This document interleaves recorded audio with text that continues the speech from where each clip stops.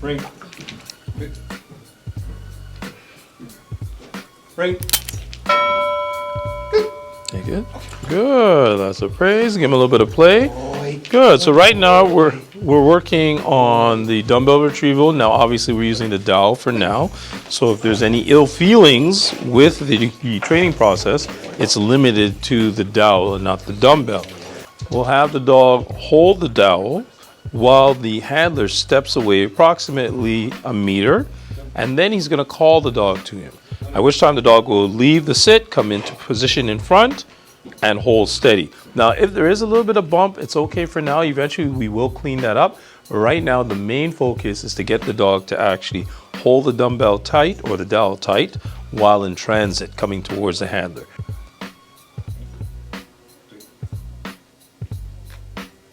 Bring. Freeze. Mark.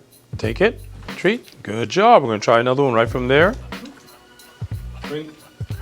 A little bit further away. Good. Call him. Freeze. Mark. Good. Treat. Yeah. Mix up where you take the treat from. So not always the left side. You see he's starting to lean to the left. Okay. So also from the right. We'll try another one. So again, it's also important when we're delivering our rewards that we alternate the side that we deliver from, or else we'll get what we call a side preference, where the dog will come in but somewhat angled to where the treats actually come from. So what we want is ideally once the dog comes into position, the handler marks, gets his hand on the dowel fairly quick, so this way it doesn't fall to the ground. We don't want that to become part of the training process where the dog drops the dowel prematurely. Okay, you ready? Bring. Bring. In. Left side. Oh, right side, sorry.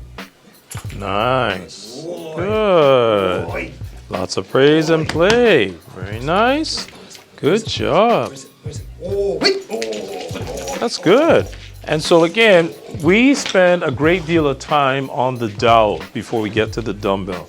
And we're going to do a lot of proofing. Remember, we have our learning phase, our correction phase, and our proofing phase. In the proofing phase, this is where we're going to expose the dog to many different forms of distraction while still working on the dowel.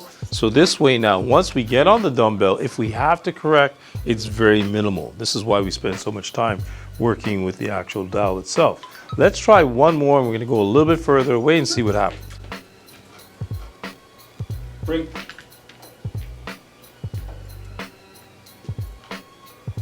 Bring. Freeze. Treat, right side. Good job, and lots of play. Very nice. And we just experimented there. We just wanted to see how he would do at that distance, which was roughly, let's say, 6 to 8 feet, which is fairly far. Remember, we've only been working in front for now. So now that in itself becomes a distraction. What we'll probably end up doing the next time is having it where he's offset. So we'll get the dog to take the dowel, have him stay. We're going to go back maybe 2 feet, but we're going to be offset just slightly.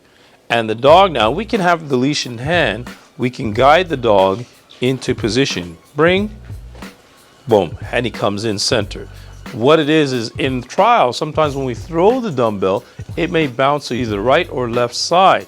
However, the dog still has to come in center. So if you don't train for it, you'll see what will happen in a trial situation. He'll come in, but he might be angled.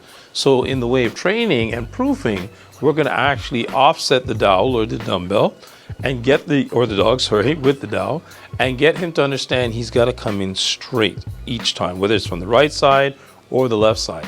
And for now, we're offering it, but eventually we're going to use the dowel holder on the ground, place the dowel in the holder, have him pick it up, come straight into start, then to the left, then to the right.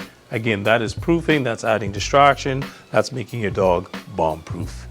If you like the video, don't forget to give us a thumbs up. Please subscribe to our channel, and until next time, take care.